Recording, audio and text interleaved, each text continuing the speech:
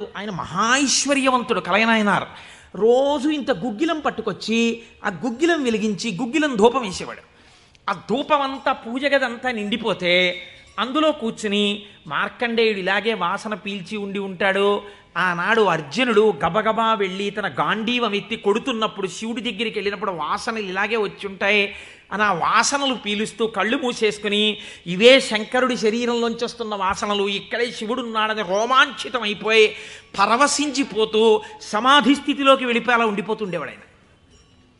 మీరు చూడండి, భగవంతుణ్ణి పట్టుకోవాలనుకున్నవాడు ఏమంటే మాకు పూజ కుదరట్లేదండి, మాకు ఈ స్తోత్రం రావట్లేదండి అంటాం మనం. మన బతుకంతా ఎక్కడ ఆగిపోతుందంటే దీపంలో 2 ఒత్తులు వేయాలా, 1 ఒత్తి వేయాలా. నిజంగా తరించిపోయిన వాళ్ళు తరించిపోవడానికి ఎన్ని మార్గాలు వెతుక్కున్నారో చూడండి. ఆయన శ్వాసనలు పీలుస్తూ రమించిపోయాడు. శంకరుడు చూశాడు, వీడు రోజు గుగ్గిలం పట్టుకొచ్చి వేసి ఇన్ని రకాల దర్శనాలు చేసేస్తున్నాడు రా, గుగ్గిలం పొగ అడ్డం పెట్టుకుని. ఎంత చిత్రం రా ఇది, గుగ్గిలం పొగకి వీడు సమాధిలోకి వెళ్ళిపోతున్నాడు. అసలు ఈ గుగ్గిలం కొనలేని స్థితి తెస్తే ఏం చేస్తాడో చూద్దాం అనుకున్నాడు. ఐశ్వర్యం అంతా క్షీణింపచేశాడు. ఆయనకి మనస్సు శివుడి మించి పోలేదు. ఎలాగో అలా నానా కష్టాలు పడి ఇంత గుగ్గిలం తెచ్చి శంకరుడికి వేసి ఆ వాసన పీల్చేటప్పటికి సమాధిలోకి వెళ్ళిపోయాడు. ఇంక ఏముంది, మనస్సు అలవాటు పడిపోయి ఇంత పొగొచ్చేటప్పటికి అంతే సమాధిలోకి వెళ్ళిపోతాడు. ఎంత తేలికండి అది. అగరత్తు వెలిగించకుండా ఉంటాం కదా, అగరత్తు వెలిగిస్తే గుగ్గిలం అయినా సమాధిలోకి వెళ్ళిపోతాడు అంతే. ఈ స్థితి చూసి శంకరుడు భార్యాబిడ్డలు తినడానికి కూడా అన్నం మెతుకు లేకుండా చేశాడు. చూద్దాం ఏం చేస్తాడు.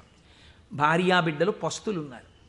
అన్నమో రామచంద్ర అని ఆ భార్య మహాపతివ్రత. ఆవిడ తన మెడలో ఉన్నటువంటి మంగళసూత్రాన్ని తీసి నాయనారికి ఇచ్చి, అయ్యా మీరు ఇది పట్టుకెళ్ళి వెలకట్టి అమ్మించి డబ్బు పట్టుకుని రండి, దాంతో మనం కొన్నాళ్ళు భోజనం చేద్దామని.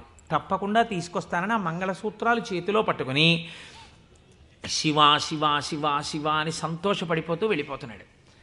శంకరుడు ఒక పెద్ద బండిలో గుగ్గిలం బస్తాలు వేసుకుని ఎదురొచ్చాడు. మళ్ళీ దొరకవుట గుగ్గిలం, అందుకని చెప్పి బస్తాలు కొనుక్కెడుతున్నాను, ఎవరైనా కావాలంటే కొనుక్కోండి అని అరిచాడు. అమ్మ బాబోయ్, గుగ్గిలం దొరకదటని చెప్పి ఈయన గబగబా మంగళసూత్రాలు ఇచ్చేసి గుగ్గిలం బస్తాలు కొనేశాడు.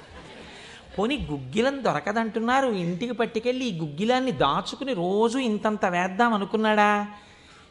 నిజంగా నాడు శంకరుడు వస్తుంటే సుగంధిం పుష్టివర్ధనం, ఇదొక్కటే ఆయన సమాధికి కారణం. ఇంత గుగ్గిలం వెలిగించి మధ్యలో కూర్చుంటే అసలు నిజంగా శంకరుడు విరాట్ రూపంతో వచ్చేసినట్టు ఉండదు. కాబట్టి ఈ గుగ్గిలం అంతా వెలిగించేస్తానన్నాడు. ఇంట్లో వెలిగించేస్తే బాగుండదు, పొగలు వచ్చేస్తాయి. ఓ గుళ్ళోకి పట్టుకెళ్ళి వెలిగించేస్తే బాగుంటుందని ఈ గుగ్గిలం అంతా వేసుకుని ఓ గుడికి పట్టుకెళ్ళి ఈ గుగ్గిలం అంతా వెలిగించేసి దాని మధ్యలో కూర్చొని సమాధిని పొందేసి కడుపులో ప్రేగులు నకనకలాడిపోతున్నాయి, తెలియదు, ఆకలి తెలియదు, శరీరం నీరస పడిపోయింది, శరీరం అంతా నొప్పులు పెట్టేస్తోంది, తెలియదు, ఇంట్లో భార్య బిడ్డలు శోషించి పడిపోయే స్థితి వచ్చింది, తెలియదు.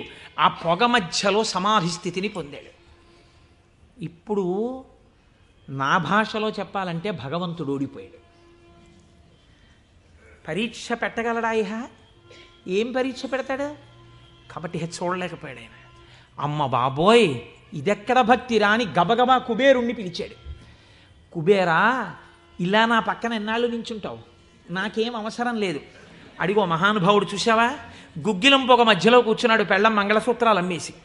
వెంటనే వెళ్ళి ఆయన ఇంటిని బ్రహ్మాండమైనటువంటి అంతఃపురంగా మార్చేయి, భార్యకి బిడ్డలకి భూమండలంలో లేనంత ఐశ్వర్యాన్ని ఇచ్చేయి, ముందు ఉత్తరక్షణం వాళ్ళకి షడ్రశోపేతమైన భోజనం పెట్టు అనేటప్పటికి వాళ్ళ ఇల్లు మారిపోయింది, షడ్రశోపేతమైన భోజనం వచ్చింది. అయ్యో భర్తగారు ఎక్కడికి వెళ్ళారో అనుకుంటోంది ఆవిడ. అశరీరవాణి వినపడింది. అమ్మా, నీ భర్త భక్తి ముందు లొంగిపోయాడమ్మా శంకరుడు, మహదైశ్వర్యం ఇచ్చేశాడు నీకు. ఆయనో అన్నం తిందామన్న ఆలోచన లేదు, ఆ గుగ్గిలం పొగలో కూర్చుని ఉన్నాడు. ఇలాగ కూర్చునుంటే ఇప్పుడు ఎవరు మాట్లాడాలి? ఎవరే నాన్న అన్నం తినరా అని. అమ్మా నాన్నగారు కోరుకున్న కోరికోటి ఉంది, నువ్వు ఎలా అయినా డాక్టర్ అయిపో. ఇంజక్షన్ చేసేసారు ఆ పిల్లకి.